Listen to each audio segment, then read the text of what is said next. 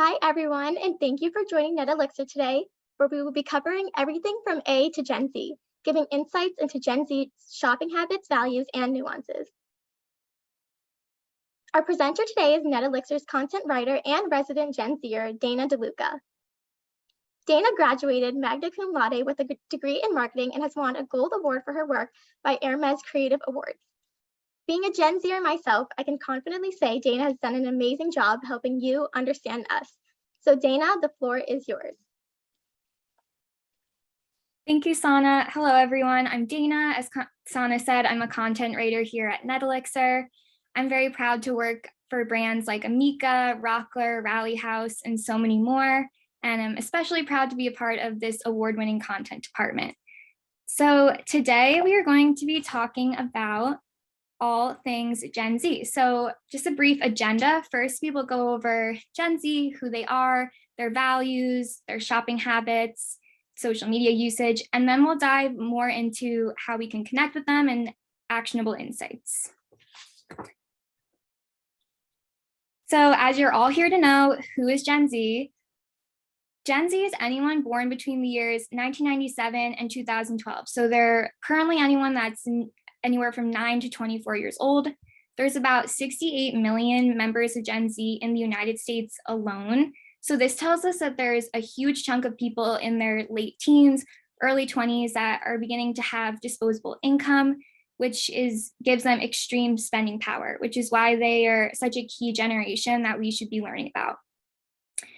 They're also known as Zoomers, kind of like boomers, but the other end of it, they're also known as the most diverse or sustainably focused generation. So with Gen Z, while it's important that brands support certain social issues and speak out on political things, it's even more important that it's not inauthentic or disingenuous. So we don't want to do things like rainbow washing or greenwashing because Gen Z is all about brand transparency and being authentic. So what does Gen Z stand for? Again, to emphasize my point about not rainbow washing or greenwashing, it's important that you support diversity, individual identity, brand transparency, mental health, especially post-pandemic. Gen Z is very much so values mental health, and then of course, climate change and sustainability. Okay, so now we will take a look at what we usually spend our money on. So we have a purchasing power of about $150 billion, which really gives us the potential to completely shake up the retail industry. We're spending about 43 minutes more online shopping now than we were before the pandemic. And 49% of that is being allocated towards clothing, 34% on beauty, cosmetics, 31% on technology, 29% on food and beverages, and about 20% on home goods. So now, knowing what we know about Gen Z, their beliefs, spending power, shopping habits, let's dive into our social media presence. Having a good understanding of where Gen Z is spending most of their time online can help us understand where we should better direct our marketing efforts. So as you can see, there's over 40 million of us on TikTok, on Snapchat. And with this being said, 65% of Gen Z consumers increased their social media usage in 2021, and that number is only expected to grow. As I mentioned in the beginning, some members of Gen Z are only 9 or 10 years old, so they don't even have smartphones, they don't have access to social media. So as Gen Z ages, these social media numbers will also increase. Okay, and what does all of this tell us about how we can connect with Gen Z through e-commerce? I will go into more specific strategies we can take in a little bit, but first let's just look at a general overview of ways that we can connect. So first, I want to talk about humor and memes. Gen Z and humor and memes, they go hand in hand. About 54% of Gen Z will look at a meme in a month. And that's 46% more than the average social media user. So when you're posting memes, you're most likely reaching a member of Gen Z. Next, we have nostalgia. Due to the pandemic, a lot, and just growing up in general, being a teenager, a lot of Gen Z struggle with anxiety or uncertainties, and surrounding yourself with media that relates to the late 90s or early 2000s gives them a comforting feeling because it reminds them of a time where they didn't have to deal with these things. Authenticity and transparency.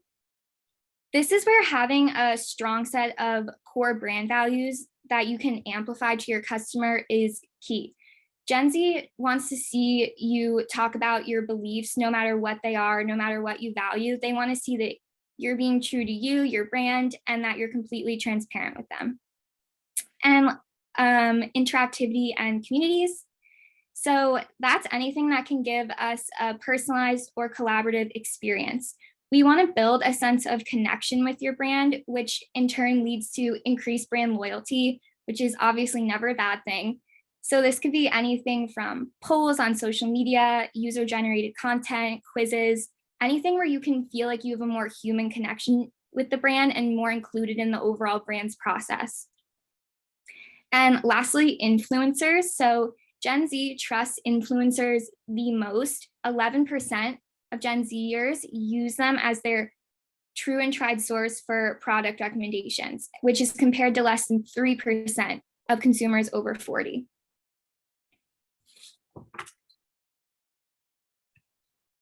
Okay, so now we're going to talk about more strategies that we can actually do to connect with them. So number one, emphasize eye-catching and visual content.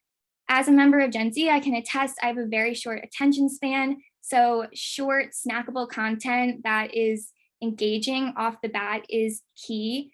You should consider incorporating visual platforms into your strategies and developing that bite-sized content like an Instagram story. Number two, experiment with interactive content. Again, short attention span. So when it comes to capturing our attention on social media, research suggests using a combination of creativity and interactivity. So we want to do something when we land on your post. We want to tap, we want to click, we want to swipe. Anything that you can do that will engage interaction or a conversation on a post is a plus. Next, tap into their FOMO with time-sensitive posts. FOMO, for those of you that don't know, is fear of missing out. So this is anything like a unique offer, an experiential brand experience, Instagram stories, anything that's driving time-sensitive engagement. And number four, showcase your brand's sense of humor. Again, to emphasize my point about how important humor is for Gen Z. The challenge here, though, is that the internet is always changing. Memes can change in a day. TikTok sounds can become cringe in a few hours. It all changes so quickly, and keeping up with the speed of the internet is hard. And you can risk posting a month-old meme and coming off out of touch. So for those of you that are already working with NetElixir, I am part of a trends team here, and we come up with weekly trends posts, and we're always keeping up to date on these things. So if you ever need help, feel free to send us an email. We're more than welcome to help you. But so also not every brand is going to be a comedian. Not everyone is going to take that funny point of view, and that's okay. So in that case, just take the stance of having a distinct voice, showcase your human side of your social media presence, have authentic interactions. You don't want it to be robotic. It wants to feel like an organic experience with you and your customers. And number five, respond to your followers in a timely manner. So giving Gen Z followers your undivided attention goes hand in hand with boosting brand loyalty. 47% of Gen Z consumers will define a best-in-class brand as one that offers strong customer support, and timely responses are a part of that support. Number six, amplify your brand's beliefs and values. So whether it's championing diversity, raising awareness on social issues, more and more brands are beginning to do that and kind of wear their beliefs out on their sleeve. This boldness directly correlates with Gen Z's values of being yourself and showing your values on your sleeve. So of course, it's okay to do this, but always be mindful of the stance that you take and try to do so in an appropriate manner. And number 7, embrace customer feedback and reviews. 82% of Gen Z shoppers will buy from a brand after reading reviews from other customers on social media. Like I said, they really trust influencers, so they're trusting other people to make decisions for them. And you can share user-generated content or reviews from happy customers on your social. You can consider reaching out to customers you know already enjoyed your product, create feedback templates to send after purchase or experience. Really anything that you can do to make it as easy as possible for your customers to leave feedback or leave reviews is key. And also don't be afraid to respond to a review, whether it's positive or negative. A lot of times we see people are only responding to the negative comments to kind of nip the problem in the bud, but you can also respond to the positive comments and say, thank you so much for your feedback. We appreciate your support. Again, it's just building that human connection with your customer.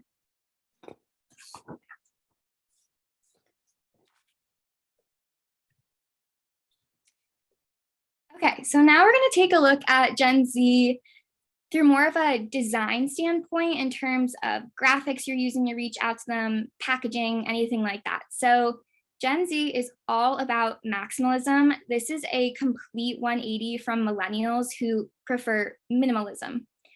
The bright, bold colors, shapes, textures of Gen Z consumers, it's more than just an aesthetic for them. It's a reflection of our core values. So for Gen Z, we believe in not hiding who you are. It's all about living your truth, no matter how big or bold that might seem to others. So anything that you see from brands right now where you feel like that packaging so loud, that packaging so crazy, it's not just crazy or over the top for the sake of it. It's asserting confidence and appealing to Gen Z's values. Okay, I have put together a color palette here for you. There are 6 core colors that Gen Z typically responds best to. They give the vibe, the aesthetic that we're looking for when it comes to ads or packaging. And I listed all the hex codes underneath the colors here. I suggest taking a screenshot if you want these for your reference. But again, as you can see, it's all very bright, fun, bold colors.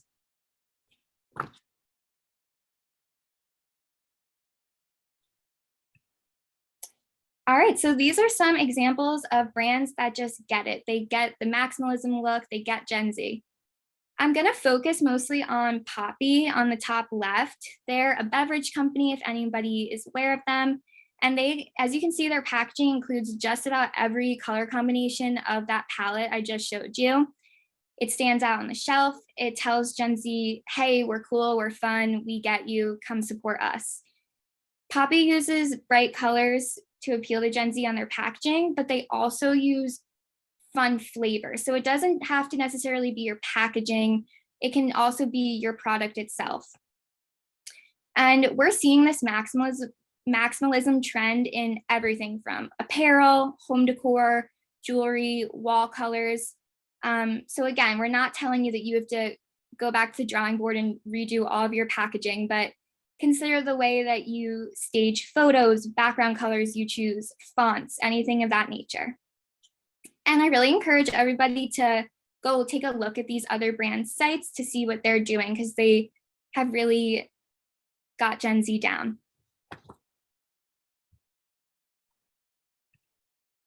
Okay, and again, I know I keep talking so much about humor and memes. So if you're looking for good examples of humor or memes that Gen Z relates well to, or you're just trying to get a better understanding, there's almost no better place to go than TikTok. These are 3 brands on TikTok that perfectly appeal and get Gen Z. So on the left, we have the Washington Post. In the middle of the big owl is Duolingo. And then we have clearly the Empire State Building. They're perfect examples. They're hilarious. So it can be hard to explain a sense of humor. So I highly recommend just going and checking out these brands' pages.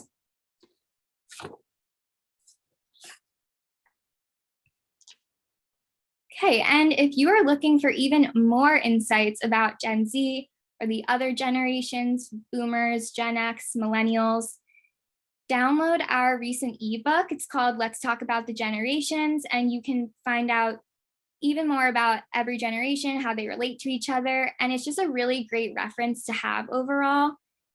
We will be dropping the link to download this in the chat. So I highly suggest everybody download it. It's a great read and we're really proud of it.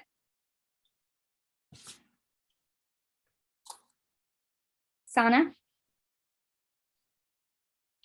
Thank you so much for the presentation, Dana, and I'm so excited to join you for this panel discussion, because what better way to learn about Gen Z and this phenomenon of a generation than from Gen Zers themselves.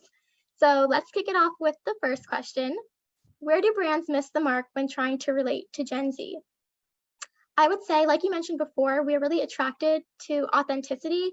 And when brands overuse memes or overuse Gen Z slang, it kind of comes off as desperate and definitely inauthentic. So that is unattractive to me. Do you agree with that?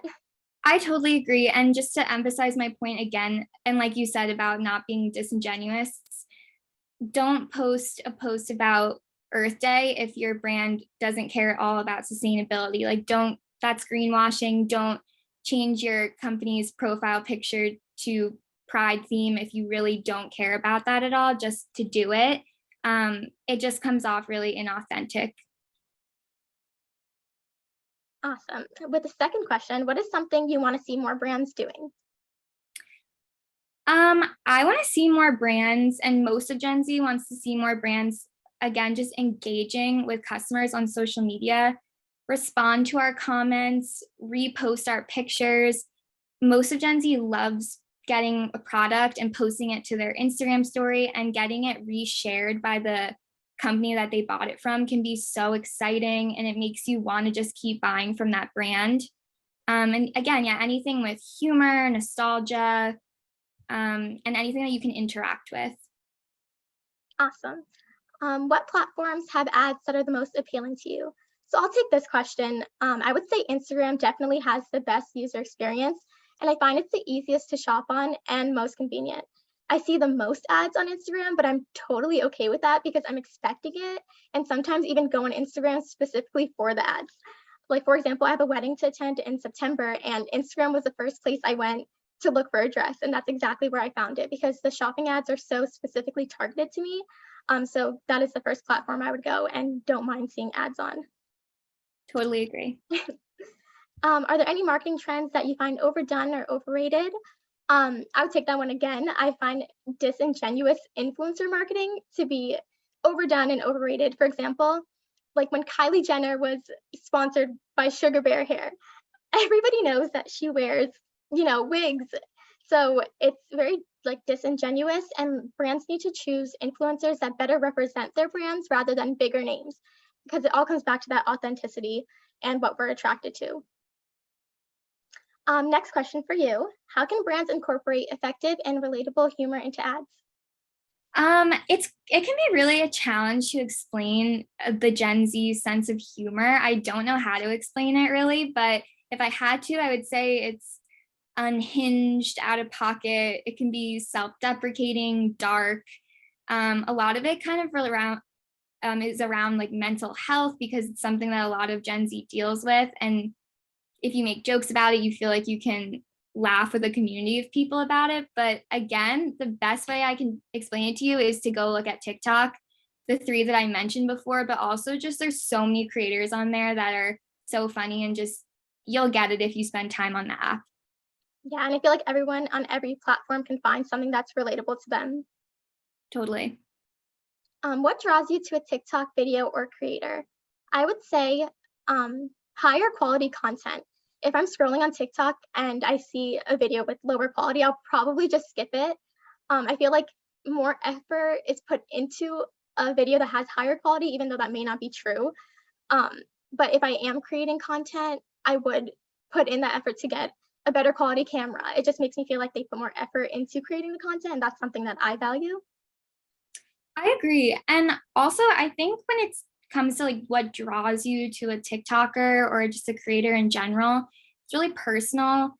Like comedy is so personal, and everybody's sense of humor is different. So it kind of just depends what your interests are, and certain creators target different interests. Personally, I'm a huge Taylor Swift fan, so my TikTok algorithm is all Taylor Swift content, and I love it. So I'm just drawn to that, but it really just depends on your personal interests and what you find relatable. But there really is something for everybody on TikTok. For sure. Well, that ends our panel discussion. I want to thank you again for the presentation. It was amazing, and I hope everybody learned something about Gen Z. We did have some technical difficulties with the chat, so please look out for an email with the link to download the Generations ebook. Again, thank you, Dana. Thank you, everybody, for attending, and I hope you have a great rest of your day. Thank you, everybody. Have a good rest of your day.